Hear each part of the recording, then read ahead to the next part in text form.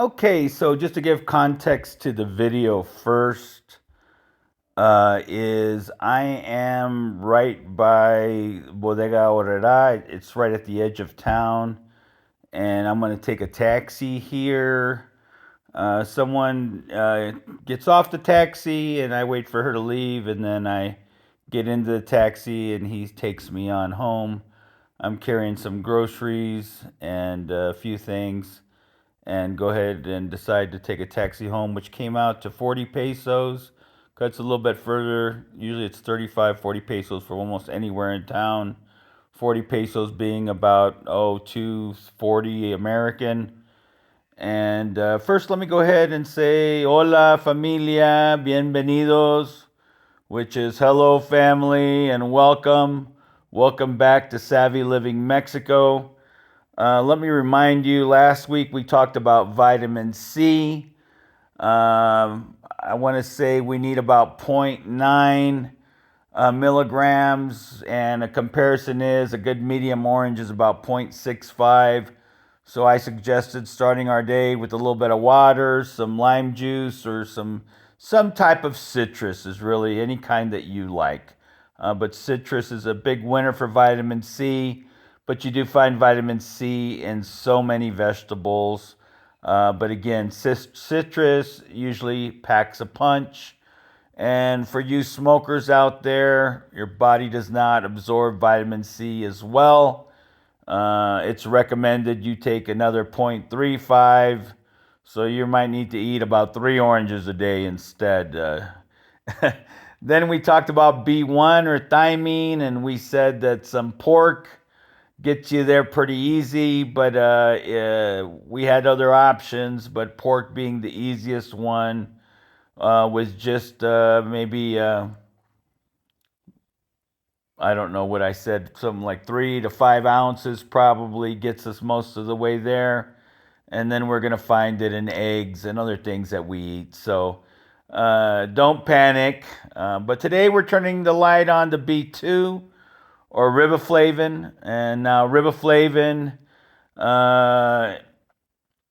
it's a vitamin and it's an essential nutrient that grabs every carb, fat, protein, and it's going to flip it into energy, just like B1. Okay, that's why the B complex vitamins are so important, because they're water soluble, but they're part of our chemistry, right? If we're that big chemistry lab that's just doing trillions and trillions of reactions, we got to have what we need to get it going. Now, B1 is said to keep your skin from cracking, your eyes from burning, and your neurons firing. No jitters, no fog. But the thing is, all those B complexes and vitamin C are water soluble. So that means what you don't burn today, it might not necessarily be just today. Maybe you can hold it in your system a few days. But any excess doesn't get saved. It just goes down the drain, if you know what I mean. Now, talking about B2 here, riboflavin, the National Institute of Health says that ladies, you need about 1.1 milligram, and most gentlemen around 1.3. Now, again, these milligrams are just tiny little numbers, but it's a big job in the sense of the chemistry we're doing in our body every day. And if we're thinking about eggs, because I like to eat at least 2 eggs a day, just almost every day, it's just something I enjoy. But those yolks are loaded with B2, and you're going to get about 0.4 from 2 eggs. Okay, so we're almost halfway there. If we ate some of that pork that we talked about for B1, well, you're going to get another 0.3, 0.4 in that serving of pork in the morning, around 3 ounces. So we're more than halfway there. And if you want to just be done, add some yogurt to it. A cup of yogurt is going to be in about 0.4, 0.5. If you're not eating a lot of meat or eggs or stuff, then yogurt and dairy food in general is definitely the way to go. But if we're thinking about plants, I like to add some spinach to my eggs, if not nopales, or I like some vegetables in my eggs as well because I'm trying to get all those different vitamins just right off the back. And of course, I douse mine with mucho salsa, mucho chile, mucho capsaicin. Is it capsaicin? I don't know. I can't pronounce it. Right? But it's supposed to be another wonderful thing for your body. But you want to spin it, you want to steam that spinach just a little bit. It helps break down the cell walls and it just helps release that riboflavin. Again, about a half cup coming in at 0.3. Almonds, another super food. It's got so many vitamins in it, but zero point 0.2 of riboflavin, but definitely an idea we talked about on B1 that, I mean, in seeds in general, I mean, this is beans, lentils, any seed is meant to have all the nutrients it needs to start a plant.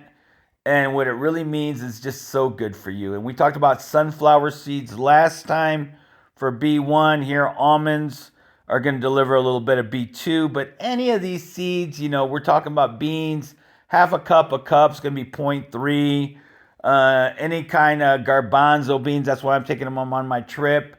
Just packed full of vitamins, packed full of fiber. Just get seeds into your life. Just be careful if you got digestive issues. Little seeds can be problems, right? Keeping on that same topic, I told you that chickpeas, black beans, lentils, all these in 3/4 of a cup. I mean, it just kind of depends, right? But about 0.3 of riboflavin. Now, if you want a heavy hitter, if you want to just get it done in so many vitamin areas, and I'm going to try this. I have not ate. I give it to my dog a lot, or when they're pregnant or something like that. I always get them beef liver, hígado, right? Hígado, beef liver. I mean, it's just full of so many vitamins. And again, probably if my girlfriend was pregnant, I'd be giving her liver too because it's just packed full of so many vitamins. But I try to get some for my dog. It's here in Mexico. Sometimes I even get the chicken livers, any kind of liver. It's got so many vitamins in it. But it's 2.9, well over double the amount, and just 3 ounces of liver would knock your socks off in riboflavin. And of course, I like mushrooms. I think there's a lot of benefits to mushrooms, much more than just here talking about riboflavin. But I think that, am I talking about riboflavin today? Of course I am. But yeah, no, I mean, mushrooms are just so good. There's some loose studies about how they help fight cancer. I think that funny one that I showed on the video last time, I can't think of the name of it off the top of my head. But, there's just different studies that show that mushrooms are really good in a lot of ways. Unfortunately, most mushrooms are not grown in sunlight. In America, you can pay a lot more and get like UV exposed mushrooms. But they're supposed to be a lot better for you, especially when we're talking about vitamin D. And of course, vitamin D, you just need to get out in the sun, right? Other things that are going to get you there are chicken breast, tuna, all your different dairy things. But again, what we just want to do is eat real food. We don't need supplements. Sometimes we do, right? But we don't need supplements because it's been processed and it's been put in a pill and I don't know where it comes from. But when you see a beautiful orange or a nice velvety mushroom, it's going to be packed full of vitamins. And that's what you want for your health. Your body doesn't want those shortcuts. It wants real fuel, food that you can touch, smell with your hands, not pills.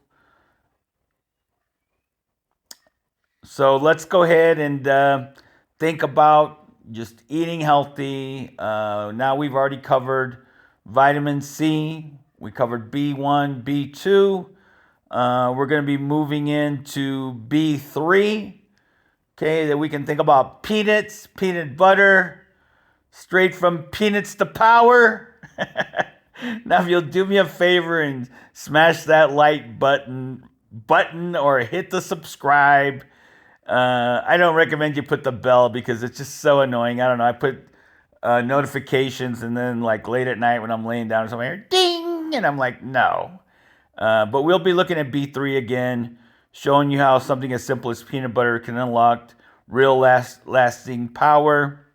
Again, this is Savvy Living, and hasta luego.